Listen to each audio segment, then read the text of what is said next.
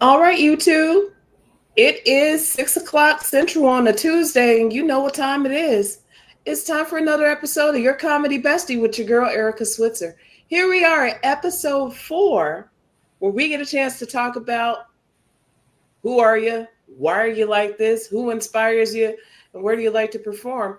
I got one of my favorite local comedians to join us today.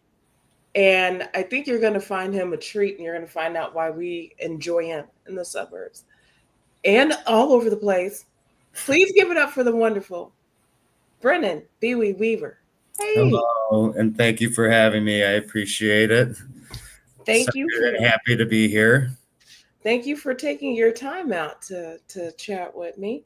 Yep. Um, so I think the first time we met, I like your fuzzy pillows, by the way, in the oh, background over there.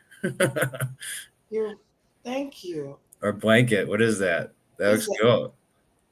it's like polar bear. It's, Yeah. It's very helpful in those nights where my body doesn't know whether it wants to be hot or cold. Oh, nice. Thank you. I think we first met at Josephine's. Maybe. I remember that you first moved here from China, and that's how uh, you kind of show up on my radar. Everybody's just like, she's Chinese. I was like, I don't know if she's Chinese. I know she came from China or lived there for a little bit. And then it kind of cleared up uh, how, like, what you did and everything like that. So, I love how there is another homie of mine who I met in Shanghai who's in the Chicago scene who has a joke about that. yeah. He had a joke about going back home and being in Appleton for a wedding, and they're like, "Hey, hey, this is the guy from China. You got to pay attention to him." Yeah. So that's a lot of fun. I mean, like, I'm so curious what it was like to try and do stand-up comedy in China. It's got to be, and just what it was like. I mean, like, I don't think we've ever really talked. Really, I mean, we've never really had like a sit down. I feel like this actually. Is this our first date? What is this? Yeah, like Well, okay, so let's do that. I I'm from Maywood. I grew up here. I'm definitely not from China. The only thing made in China on me right now is this. okay, Um, and I had gone over there to press the reset button on Life in a Way. And okay. then I needed to press the reset button on the reset button. So I just decided to stay there and teach. And I was in Toastmasters and I also started doing stand up. And the first You place I started in started, stand-up in China. yeah, Oh, okay. I I didn't had know. done improv in high school and I done improv in freshman year of, sorry, junior year of college. And it wasn't really on my radar. I'm sitting here getting all these um, degrees in English, and then finally writing comedy is on my radar. So, what Uh, about you? how did I do comedy? So I was in punk and metal bands in high school, and that's how I got introduced to the stage. And then it was about time I went to college. I applied for one school and got in, luckily, barely. You know, I wasn't a great student. Like I remember, like that like the bell curve of like where you are at as a student, and it's just like if you're on this side, you're really smart. If you're on this side, you're really dumb. Yeah. I ranked third to the middle on the left side of the bad side for for high school. So they're like you're extremely averagely dumb, slightly more dumb, but not in a moot amount of dumb, but you are. And I somehow got into college, and then I stopped doing bands, and then I found college radio. Nice. And people said I was kind of funny on the radio, and I would just do like a whole punk hour at night. I would like just do DJs and find like underground punk bands and play them there and just comment on it and stuff like that. And kind of try and be a edgelord, I'm sure, on the radio. I was like in my 20s, you know what I mean? And then Riddle's Comedy Club was on my way home and way to school every day. So I would just drive past this comedy club every day. And then I missed the stage. So then I walked in there one day with a fucking leather jacket and a terrible attitude. I mean, like, I'm funny. How do I get on there? And they're like, okay, dude, sorry, mute my phone. I thought I muted you. Son of a bitch. But yeah, and then I started doing the open mic, and I bombed and ate a dick for like the first 8 months doing comedy and didn't get a single laugh. People thought I was an asshole because I was rude. I was arrogant. I was trying to be Louis C.K. up there without any of the, older wisdom or life experience. And slowly I had good comedy parents that were tough love and told me how much I sucked. And if I actually had any business, that I should start writing. And then I just kept it. 10 years later, I'm still here and much more likable, I think. That's really awesome. Yeah, And I was a shithead. It's good that you stuck it out. Yeah, I got socialized for sure. Excellent. And then Riddles, I mean, what a cool place to start, right? Like it's way different now. It was pretty it's always notoriously like a black room, or I don't know. I think they used to say urban room. I don't know if it's been updated. Which one's? I don't fucking know. I don't care. We all know what we're talking about. But you do like a lot of show. I would do a lot of shows out of like Dalton and stuff like that from Riddles, and then doing that circuit. It wasn't very good, obviously, but it was like that was where I started doing comedy. Was the more black rooms, like when Jokes and Notes was around, I used to try and fucking beg on my hands and knees for fucking 3 minutes of stage time at that place. And then was just a not funny white guy for a long time. Then you turn that around. Yeah. So let's see. When did you know stand-up was your thing? So you said that first 8 months was rough, but like brutal. And it's been 10 years. So when did you know this was it for you? I'm still trying to figure out if it is for me. It's you kind of just go with the flow. I know I love it. So everybody like asks me like what my comedy goal is, I guess, like where it's like, what's your goal? And it's just like, you wouldn't ask that to somebody who's like playing in a men's softball league. Like, what's your like end softball go? You're gonna go pro? It's like there is no pro. It's just to do it. I'm doing the thing. So it's just doing it, eventually be an old fucking guy that goes to the open mics, and then a guy that just used to go to open mics because they're dead. That's the goal.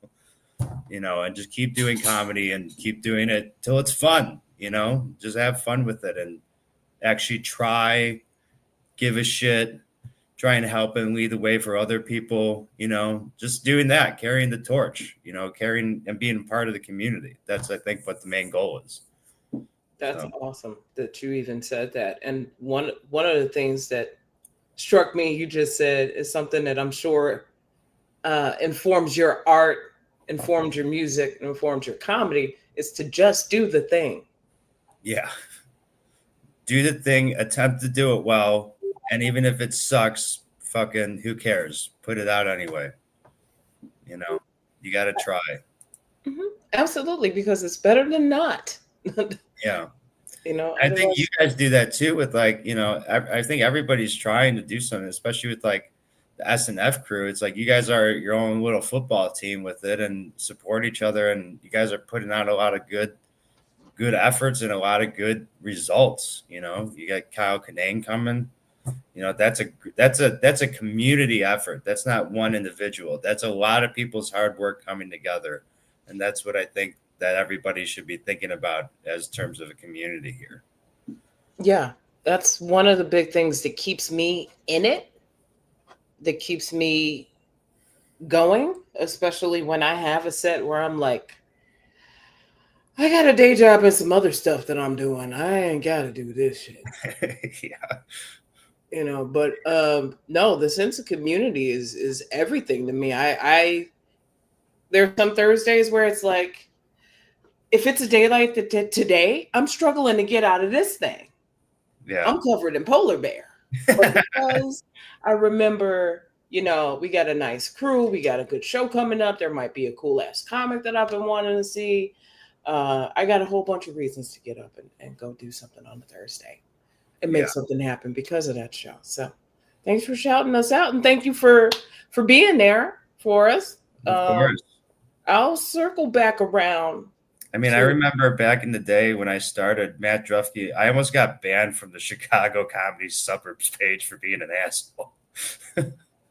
It's still funny to me, like, just to think about where it's like, I've been a fan, used to be a fan from afar, and then I got like all jaded and like, it was like, fuck these guys. And then like reversed the other way where I was like, I'm sorry, I was an asshole, I was young. It's just funny. Some days you wake up and you just got to say fuck these guys and then move on. Yeah. And then Matt Drufke politely telling me, he's like, hey, you need to chill out, otherwise I will have to ban you. And I'd be like, okay, I'm sorry. Papa Subs is really came a long way. He did it so tactfully. Super, super sweet, super big hearted, good old Matt Drufke. Shout out to Matt. Yeah.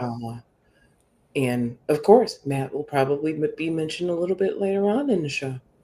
So you got started at Riddles. I think it was Josephine's, because I had just come from the Comedy Shrine, RIP, and I just done Game of Microphones. Oh yeah, that thing.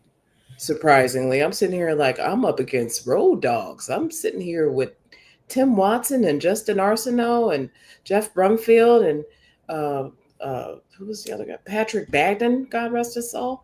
And I'm sitting here like, Patrick, I forget. Yeah, I'm like, I won. Okay, cool. I feel like I might be somebody, and okay. I know Jeff Brumfield and I were on the way to Josephine's.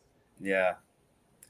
Were you here at all during the Cigars and Stripes era of Chicago open mic? No, and I feel like I came in at the very tail end of it, right before all of it stopped. I remember Eric Pinnell talking about it and going over there or whatever. That room was rough as fuck. What was rough about it, aside from the appearance? Or if you bombed, they would just start screaming the F-A word at you. And it was like socially acceptable at the time. And then like there was a whole bunch of carnies. Like there was I remember we had rolled through there trying to do comedy, and there was this one time this guy hosted. His name was Happy the Human Pincushion.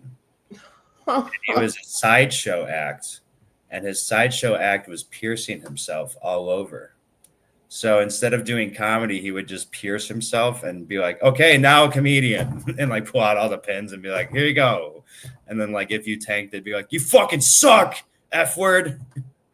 And they like boo you, and like it was so awesome in like the worst horrible way ever. But it just like there's no room like that anymore. Thank God. I don't think it's needed, but it definitely gave people thicker skin to get out there. It was kind of fun.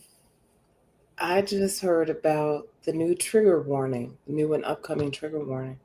To know that's the equivalent. Yeah, that sounds a hell of a lot more intense, like freakishly intense too. I'm sure they're not calling people the derogatory term for gay people, but it is, I hear, pretty intense there. I've gone to one back in the day, and it was like it did reminisce of Cigars and Stripes in a way. But where's Happy at these days? I'm wondering. Probably dead. Okay.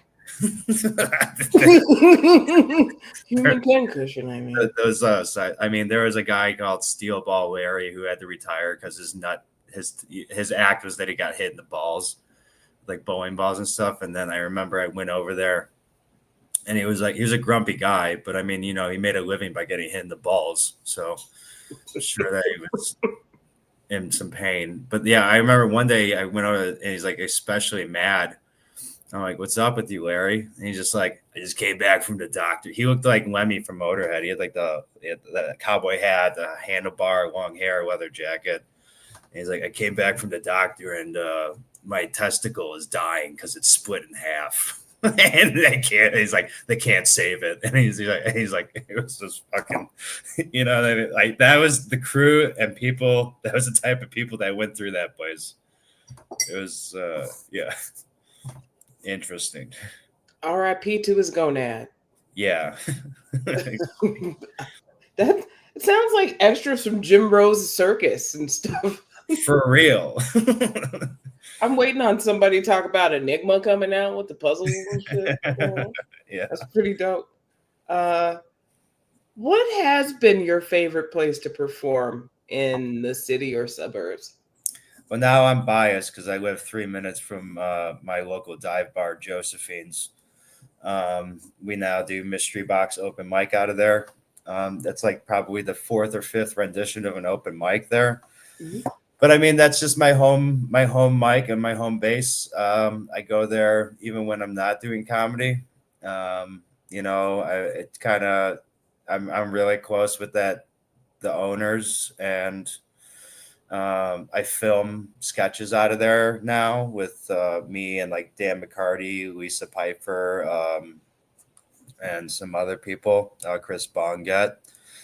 So there's a trust there with that bar and our comedy that they let us film there after like when they're not there, and we have keys and everything like that, and we respect the bar. And I just think that place is great, especially with the new blood that took over with Addison Reese and Sam Barry, Addison O'Neill, and I think Reese Laney, I think her last name is.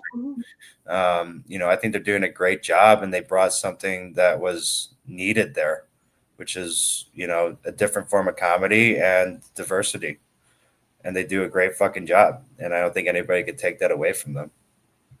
Absolutely. I'm looking forward to going. I have not been, and I have heard nothing but great things about Mystery Box, um, and what Addison, Reese, and Sam have been doing. And I just met Addison and Reese at a show recently, and Reese was up. Reese was very dope. Sweetheart.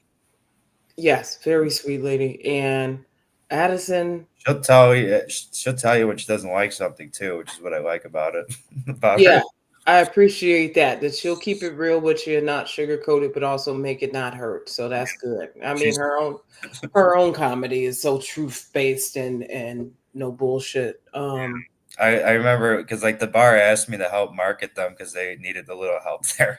And Reese was so blunt with me with everything I fucking did there.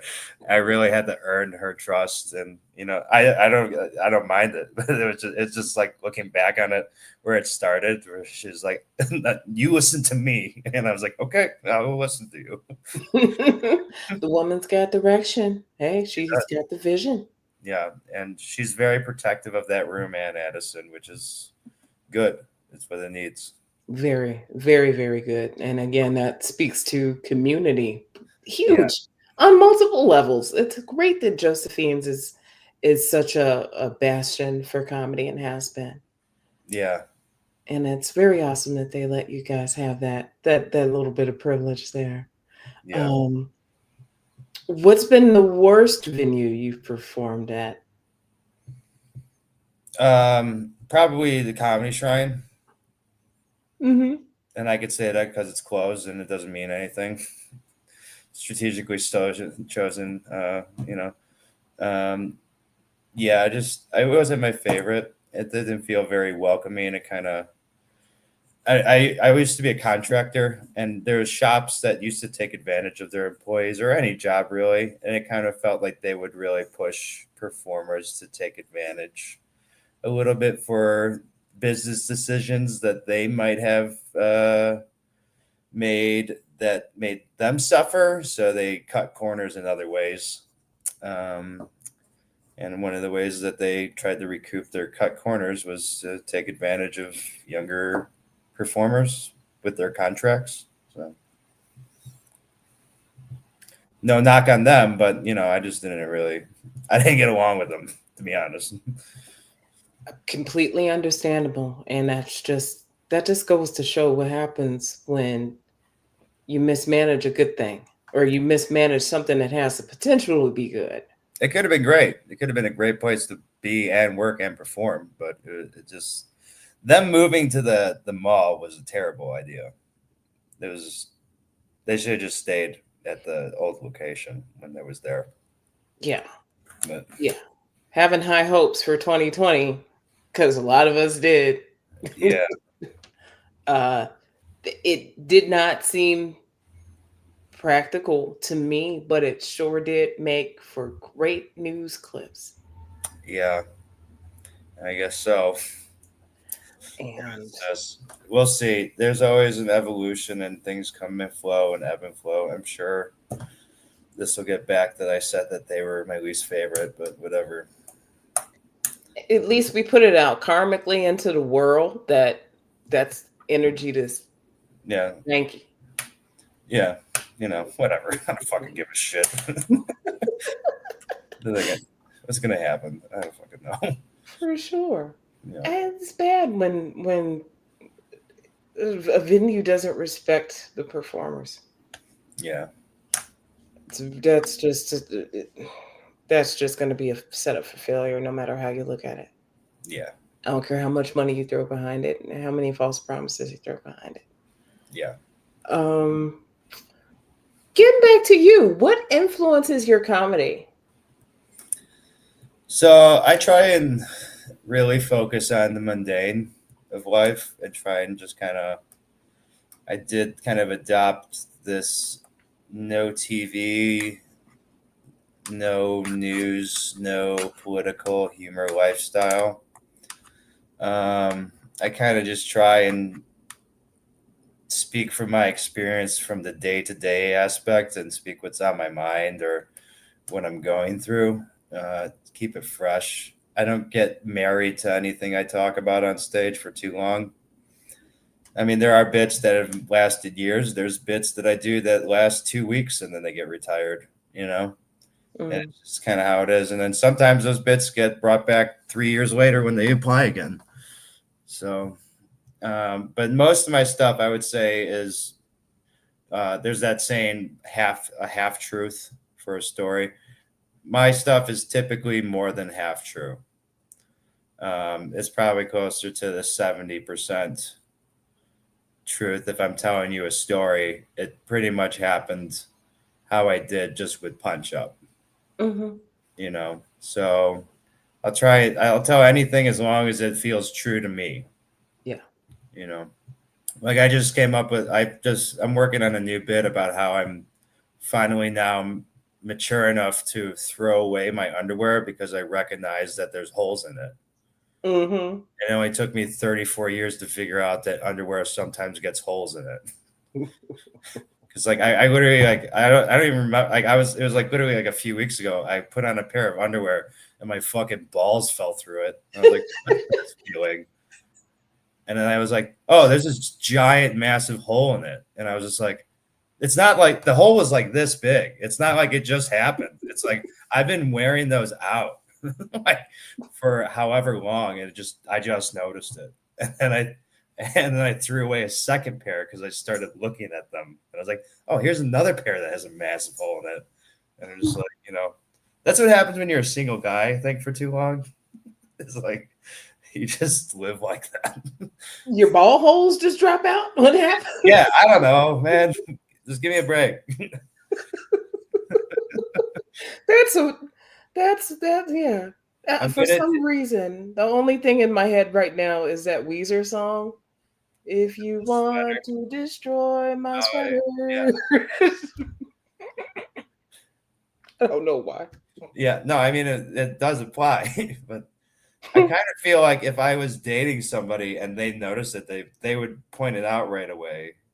You know what I mean? Like where it's like, I don't know. If I was never married, I would still put my shoes in the middle of the floor. Mm, You know what I mean? yeah. Like, Yeah. it wasn't for. It was just years of being in a relationship, being like, "Can you put your fucking shoes to the side, please?" Like that. I'm like, "Yeah, I'll put them to the side." I miss relationships. Yeah. But no, you're completely right. If we didn't have that awareness, right? Yeah. And I appreciate how you mentioned the mundane things in life, because what else? I mean, why focus on the big blustery shit, you know? Why Yeah. focus on the stuff that's in your face every day? Why not just think about your what I love it. I love it. I'm a big fan of. Yeah. I think I probably like I look at Kyle Kinane and how he does it a lot. And I try not to be Canadian about it, but you know, he is one of my favorite comics, and I've seen him live a few times, and it's just mind blowing how grounded everything is at a baseline. It just starts from this even, mellow, kind of like you even forget that you're American. You forget that it has a time and place. It feels like it's just like a human experience that doesn't matter if you're in place A or place B. It's like it happens everywhere. Sandwiches happen everywhere. Absolutely. Speaking of which, I've seen Kyle in Shanghai at Kung Fu Oh, Comedy. wow. Kung Fu Comedy was one of the places where I started doing my open mics, and it was the place where I started grinding out. And I would go on weekends. Of course, for comic for free, we could see these internationally known names come through and do weekends. Yeah. And like you said, he started out nice and simple. 90 minutes later, I can't feel my face because he's gone on about KKK members doing crab boils. Yeah, it all just comes back where it's like the realization where like they would have crab boils, wouldn't they? And it's like you come to that weird spot where you're like, oh yeah, oh yeah. It's like it kind of hurts. I mean, over 90 minutes, he's gone through almost all the different implications. But the Yes. fact that he's brought it from the big concept to the smallest thing is that two guys taking their hoods off because they're sweating and happy, and Yeah. talking shit. Like, genius level. Just when comics talk about leaving no meat on the bone, he Yeah. definitely did that for 90 minutes. It was very fun to watch. Yeah. And after when he got off, I saw him by the bar and we started talking about here and Melrose Park and Winston Plaza and in the middle of Shanghai. So, That's awesome. and See, that's why I said grew this up is in gonna come back Addison. around. Hmm? Grew up in Addison, which is 2 towns over from me. So it's like cool, you know. It's very cool. I've I'm praying always that he comes to fucking Mystery Box one day. I've always loved hearing about comedians and entertainers and people from Chicago or from the Chicago area. There's always that little extra hometown, Mhm. rah rah, even if they're just a Chicago land person. You know what I'm saying? Yes, So, bill collectors. All right. gotta love him. DePaul called me. DePaul. DePaul called me at the start of the show, and I'm sitting here like, this is why I'm doing this. I have nothing to tell you youngsters. No, I Right. don't have anything to donate. Yeah. Y'all know better than me. Y'all know how to do this and clip it. Y'all know how to create every kind of little podcast you want, do it, all the tickety tops. Yeah. Y'all got it. Y'all got it. Y'all got the future. Y'all figure that out. Yeah. Damn. Okay. Yeah. I hate being an alum. I know this is not the time I wanted to be an alum. But a couple months ago, when that income tax hit, you might have wanted to holler. Yeah. But yeah, no. So Yeah. It's I don't know why they try and ask me to donate. I'm like, I live in a 1-bedroom apartment. Like, leave me alone. Like, I don't like fucking I'm not rolling in it. this is all I have to offer right here. Polar bear. Polar bear blanket. You want to was my most luxurious thing. yeah. It costs more than a damn microphone. Nah. Who are we kidding? I have a Rogan. Anyway. um what so who else influences your comedy? So Kyle Kinane is one of your faves. Who else are some of your faves? Um, you know, it might be a controversial opinion these days, but Louis C.K. can't Oh help no, it. it's controversial. Go ahead. Can't help it. Forgive. Separate the art from the artist. I guess on this one, but I mean, the writing is just so brilliant. It's so simple. There's this one thing bit he does where it feels like a stroll. It doesn't feel like joke telling. It feels like you're going for a walk around the bend. And there's one joke he does where it's just about walking into a little boutique.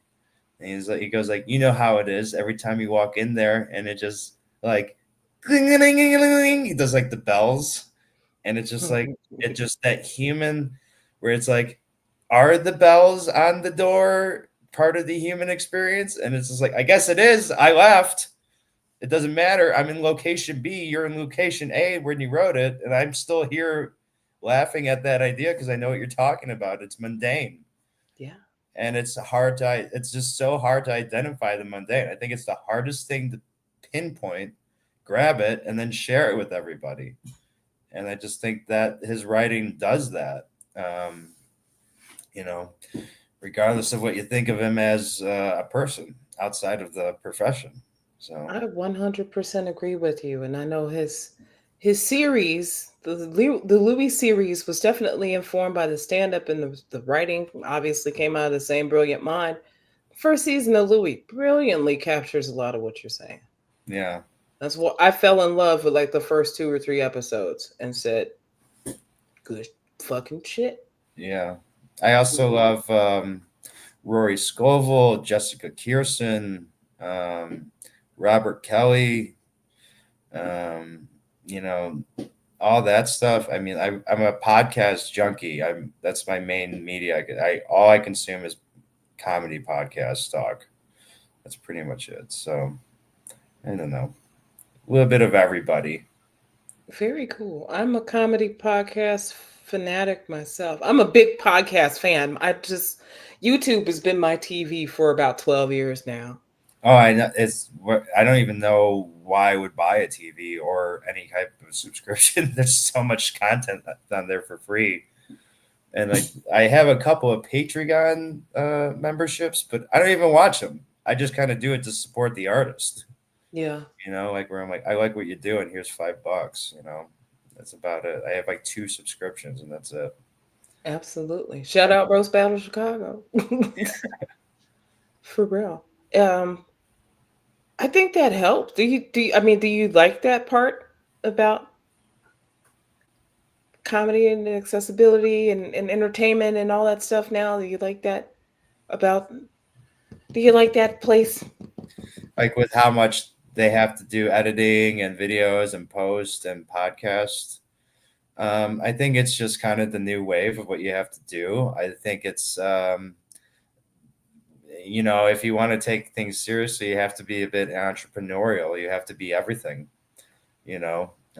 So I don't knock it. I don't knock crowd work clips. I know it's popular to be a comedian right now and say that you hate crowd work, but I have no problem with it. I don't think it tarnishes the art. I don't think but again, I'm not at a level to where I would experience maybe it does. I don't know, you know. I like it. I think it's important. I think it brings people in. I Yeah. think I hope that it doesn't continue to set up bad expectations of how people should behave at shows in real life. But you're right. I feel like it's a necessary evil, considering. I mean, it is a job, and it's like you're probably working 60 hours a week, and it's just like, well, if you're doing something that you love and it's creative profession, it takes a little bit more than just showing up and clocking in and out. You have to kind of eat, breathe, and sleep it a little bit. It has, you might be fucking going to sleep and dreaming about writing your bits, and then you might be fucking dreaming about the stresses of being a producer of a comedy show. So it's on your mind, you know. And I just think it's part of being an entrepreneur. And if you want to make it a business, it's just like you have to dedicate to it, to the craft, to the grind. It doesn't mean that you have to grind yourself dead. Mm. It doesn't mean that you have to work yourself. It doesn't mean grinding doesn't mean that you're going to 12 mics in a week every week. It's thinking about it, being aware of it, present, and also, I mean, work-life balance is a part of the grind, I think, Mm. because in order for your art, good art emulates life. And Mm-hmm. in order for your art to emulate life, you have to live life. So you have to dedicate to that part of the grind and taking care of yourself as well. And I think the more that you let yourself live a life with the awareness, then that counts as grinding to me. Even if it may be a little bit more meditative. You said a whole bar right there. Just being mindful about it, right? Is Yeah. more than half the battle. Keeping Yeah. your head in the game is more than half the battle. I mean, how So, many people do you see grinding mics and then they just tell their fucking from the same thing like, "Oh, this worked better that one time fucking 3 weeks ago." It's like, then fucking be excited to live. Not my fault that you look like you want to be shot in the head.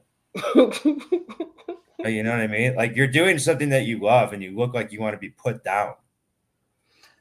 Like it's like where it's like you look like you want to be dragged out back and just shot in the back of the head and left for the vultures. Some of these people, you know what I mean? that's why I get so super selective about what mics I go to when I do mic. I need to come out that way a little bit more. I need to hitch a ride with KB and come Yeah. visit and hang. Um, Otherwise, Mystery Boxer's got a pretty good hang now. I It's a need a good little hang hang before and after. before it. Yeah, I'm gonna have to pull up for sure. I'm gonna make a point to get out there within the next month for sure. Let Um, us know. I could probably help try and get you on a better spot if you let me know and let Addison and Reese know ahead of time. Just let them know if you got something going on, and they'll take care of you. okay, that sounds fantastic. And have you run a mic at all out here? Let's see. I don't know if I've ever actually like fully ran a mic. I've always helped run mics. I've never like owned a mic. Yeah. I don't want to host an open mic. That sounds exhausting. Um, I just don't fucking want to. I do kind of like producing shows and marketing though. So that's the one thing I do like. And your marketing works for many reasons, including your art. Thank you. And booking good shows. I mean, because it looks like you got some good stuff coming up. Matter of fact, let's fast forward into that. I see you got a new one coming up with the good homie Wild Phil. Can you tell us a little bit Yes. about that? So Phil secured this venue on his own based on Phil. If a lot of people don't know this, Phil was a musician for a long time before he got into comedy, and he's really fucking good. And he doesn't talk about it really. It's like sometimes he's such a good musician and curator of music. I'm a big fan of his organically. In fact, the Chilla Park project that I do, the film one, that's those shitty fucking half-baked videos that I put out. The intro songs are all Phil. Nice. And then the Wild Dogs Comedy, which is the show that he asked me to help him run. The show theme song he operates under Crow Klex, and it's his music. And it was my idea. I was like, Phil, we're using your music. He's like, is it good enough to do? I was like, yes, it is. Shut the fuck up. You don't even have an opinion on this. We're using your music. I like it that much. It's punk. It's surfer vibe. He also has like death metal albums. He's got like 4 death metal albums they just made out of his basement. That's just like silly to me because like it's just silly because they're like, it's like, yep, that's black death metal. You got it. You nailed it. Like, so he's got talent there. he's got gusto that I don't think gets really seen right away from people. And I think that this show is really going to help him and me, but definitely like you know, Phil's going to be able to campaign for himself and show that he is actually a really good worker and really professional and cares about the craft behind the scenes. So he's doing a good job. I leave the booking up to him too. Oh, He's nice. yeah. It's like, I mean, I have some say, but at the same time, I go, I don't want to be bothered. I'm too busy. I understand that. Yeah, He's out there in the scene. yeah. He is so friendly and cordial, and I'm not just saying that to be saying that. He's a good vibe and a good hang. And you know when you get around people and you just feel okay with them, Mm-hmm. and like he's cool, he looks the way he looks, he dresses the way he dresses. If anybody doesn't know Wild Phil kind of dresses like a 90s wrestler Yeah, outside of the ring, yeah. like in Like interviews. off-duty amateur wrestler that's never gonna like make it pro, I guess, but like being the amateur. Right? He's got the mullet and shaved head, and then like the fucking The etches on the side, yeah. like it's just so fucking Polish. So fucking so fucking trashy Polish. It's awesome. And such a kind dude, and Yeah, he does have a very unique style of comedy, and he has been working and grinding. He's done some festivals and stuff, so I'm yeah. very excited for him making this foray into producing and curating shows with you. And Wild He's a Dogs, great producer. He really is a great producer. that's awesome. And producing is a different animal too. People don't understand that. Yeah. It is interesting when, especially when you're dealing with people that just want to be talent only, that will never try and produce, and then they expect the respect of as if they understand how the whole thing works. To me, those are the most. It's even if they are talented, it's like you're the most difficult fucking person or personality. Like whereas they're typically those bookings are typically people that are kind of I don't know what you would call the divas Yes. deal with. So those are the ones that sometimes come off as entitled. I think sometimes, but that comes with I don't know aging out of that. Sometimes I just want to wring people's necks and say, I booked you, share the flyer once. Let me see the flyer on your stuff once. Yeah, it And would be nice. I'm really bad at that. yeah, I I used to It be. kind of depends on how much it is. Kind of, I do kind of use it to like where it's like if I get booked by somebody I don't get along with, I'll be like, I'm not sharing your fucking show.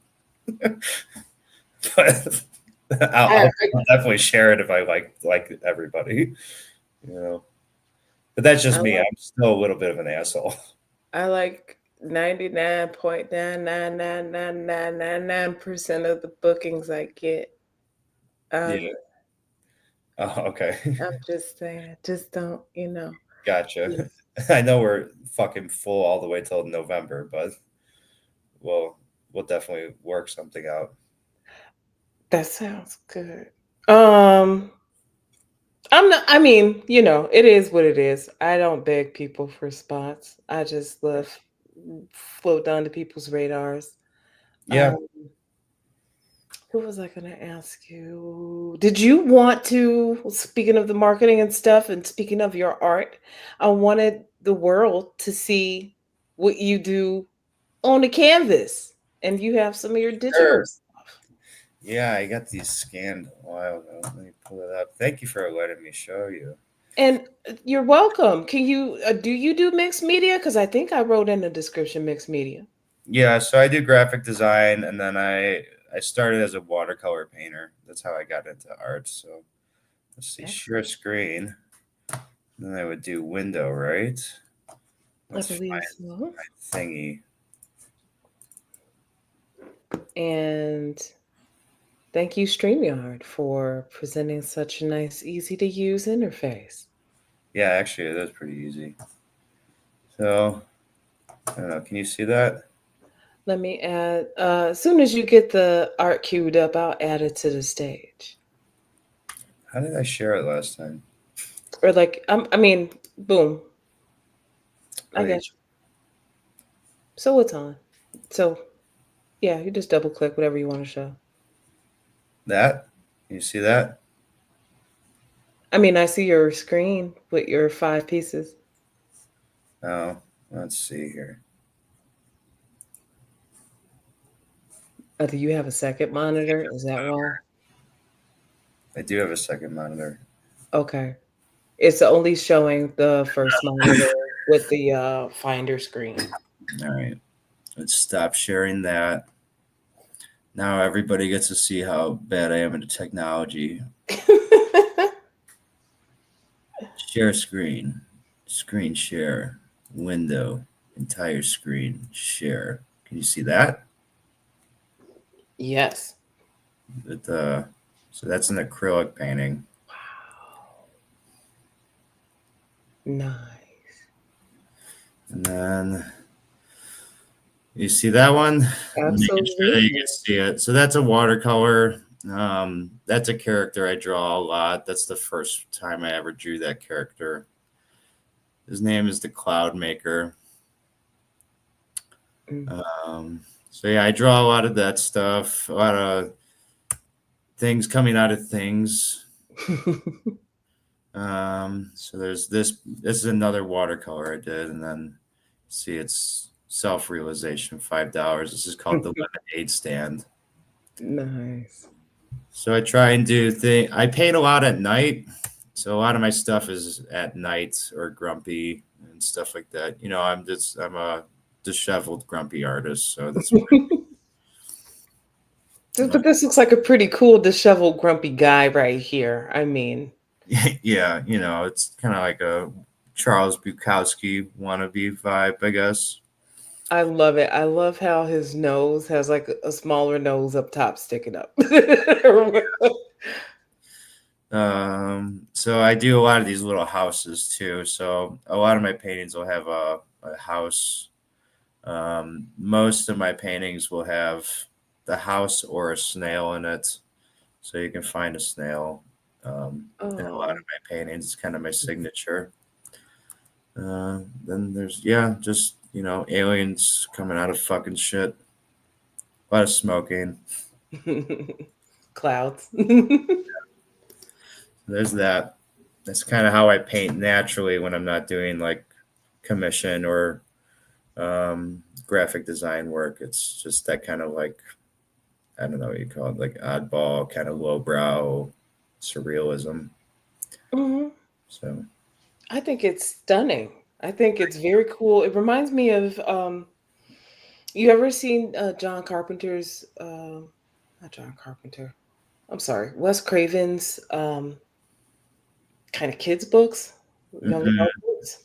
What's one of the names of them? You know, Ooh, I'm having a brain freeze right now because I was teaching one. are they kids' books? You said, or are they? Kind of, sort of. They're like, um, gosh, oh my God, I'm having like the weirdest brain freeze about this really cool book that I was teaching these kids with these freaking, maybe it's not Wes Craven, it's one of the horror masters that does. I can describe the guy, but I don't. I want to know. This is probably going to be kind of controversial. Okay, that's fine. Horror guy, kind of kind of bi, Bye. straight up gay. Who made Hellraiser? Sorry, Oh, fucking Clark, fucking uh, Clive Barker. yes, the Great and Secret Show. He's gay. Thank you. That's what I was like. I didn't know how to quite say it. Abarat. I taught the book Abarat to kids. By Clive Barker. Yes, and it was interesting. Or how do you spell Avarat? I want to catch up with you. Abarat. There we go. Okay. Spooky. Yeah. Um, there's some John Mischief. Yeah, Candy Quackenbush, a teenage girl who's the main character, Mhm. and John Mischief, um her friend that follows around. Yeah, if you click, I'm looking sorry, at the images now. I Yeah. should share my screen. This one that makes sense. Let me let people see. There was something that reminded me a little bit of this character here. He's a John and he's got all his brothers attached to his head. Okay. For some reason, it just reminded me of your work. Oh, thank you. I, I like it. yeah. Very creepy. Very, very in the world of Clive Barker. Does it? It fits. It fits Clive Barker very well. Excellent. Oh, your homegirl just makes connections like that and always loves doing the cultural mashups and bringing people together and whatnot. It is Uh, always interesting finding what because everybody it's like everybody has their own like weird little niche lane. It's like no matter if it's like oh if you like music, it's like even no matter how into like I'm into punk or whatever, and if I meet another punk dude, like they'll just know 100,000 bands that I've never heard of. It's just everything's an endless pit of just nonstop art, which is awesome. You know what I mean? I love learning about everybody's stuff. I used to mess around with this punk guy who I would mess around and show girls a picture and they'd be like, "Is that Steve O?" And I'm like, "No," but he had like the crazy, colorful, Yeah, rainbow neon tattoos and shit too. yeah, And he downloaded so much punk onto my computer, and I was like, "Who are all these bands?" But by yeah. the end of us messing around, I was like, "Yeah, I remember this joint." I remember this one. I like that. Yeah, Like yeah, it's catchy, it's infectious, it's fun. Punk. That's a lot yeah. of fun. Um, what's your next show? What you got coming up soon? So we got this week we got May 23rd at Legit Dogs and Ice, our second show for Wild Dogs Comedy with me and Phil producing it. Headliner Jack Baker. Features are Chris Bonga, TJ Remick, and Tori Ward, who I'm so excited to see Tori Ward again. She's one of my favorite comics that moved to Chicago. If you're not familiar with her, I just fucking check her out, man. She's the silliest Billy. She's so sweet. She's so kind, and she just delivers funny so easily. She opened for Kyle Kinane, I think, one time too. Well deserved placement in comedy. It links up really well. I think That's she's a awesome. brilliant writer, brilliant mind. Tori is going to be a guest on our SNF show, our Still Not Friday show this Thursday night out in Aurora at Two Brothers Roundhouse, where I'm hosting. So I'm very excited to see her too. Getting them Amazing. reps in before she gives y'all those premium minutes this weekend. Yeah. So thank you so much for chatting with me, Bewee. It's been a lot of fun. Where can people find you online and come check out what you got going on? You can check out my Instagram handle. It's life.of.bewee, and Bewee is Bewee. It's my Instagram handle. You can also check out our new Instagram page, Wild Dogs Comedy, on Instagram as well. Don't forget to check out life.of.bewee and Wild Dogs Comedy on Instagram. It's your girl Erica Switzer here with Brennan Bewee Weaver. We love you guys. We'll see you next time. Bye. Bye. That was fun.